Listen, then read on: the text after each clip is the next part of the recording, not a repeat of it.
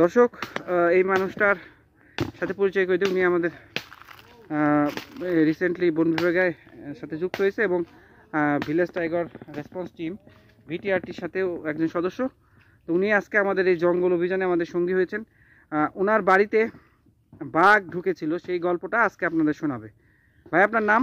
আমার নাম মোহাম্মদ খলিল হাওলাদার।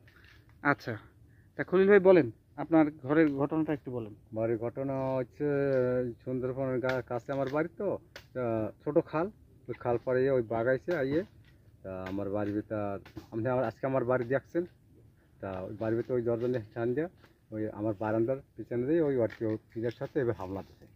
তখন আমি রাত সময় ধরেন 12টা থেকে একটার ভিতরে ওইটা আইসে দেওয়ার পরে আমি দেওয়ার পরে আমার বাড়িওয়ালার বলছি যে কিরে কোন চোর টোর আইলো নি, তো বাড়িতে জানলা ফাঁক দিয়ে আমি তাকাই দেখি যে ওই বাঘ। কারণ দেওয়ার পর সে তো আহত হয়ে গেছে, কারণ কী করে হইতেন না, এখন ওই বিধিগ্রামে কোনো লড়া যাবে না। জাদুল ভাই, আপনি ওই জায়গায় থাকেন, আপনার সাথে আমার কিছু ভিডিও নেব। হ্যাঁ, লড়া যাবে না, কিন্তু বাঘ আর লড়ে না। যখন আয়দান দিয়েছে তখন সলক হয়ে যায়, তখন ও বাঘ আসতে পারে আবার চলে যায়। সেই সময় আমি কিন্তু সদা কোনো ঘুম পড়িনি, সারা রাত বই রয়েছে। আপনার বাড়ির উঠানে সারা রাত বাঘ বসেছিল? ছিল। আপনার বাড়ির উঠানে? আমার বাড়ির উঠানে একদম ওই দরজায়। আপনার বাড়ির উঠানে সারা রাত বাঘ বসেছিল? বসা ছিল, কিন্তু ও যখন রাত পকাই গিয়েছে, আয়দান যখন দিয়েছে, তখন ওই বাঘ চলে গেছে। মানে আলো উঠছে? হ্যাঁ, আলো ওঠাতে সঙ্গে সঙ্গে ওই সুন্দরবনে চলে গেছে।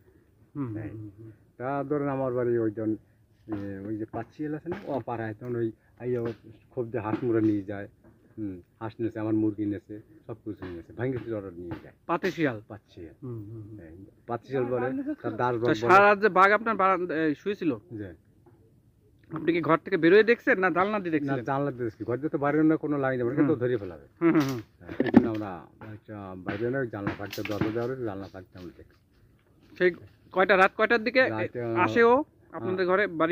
বাড়ি রাত ধরেন 12টা 1টার দিক দিয়ে, 1টার দিক। আর ভোর পর্যন্ত ছিল? ভোর পর্যন্ত ছিল। তাতে সব মিলে অনেকক্ষণ ছিল আপনাদের বাড়ির সামনে? অনেক ছিল। আমরাও কিন্তু দর্শক এখন এই বাঘের জঙ্গলে দ্বারাই ওনার ভিডিওটা নিচ্ছি। যে কোনো সময় কিন্তু বাঘ আমাদের উপরে বা ওনার উপরে হামলা করে বসতে পারে। যদিও আমরা সতর্কতার সাথে আছি, আমাদের সাথে লোকজন আছে।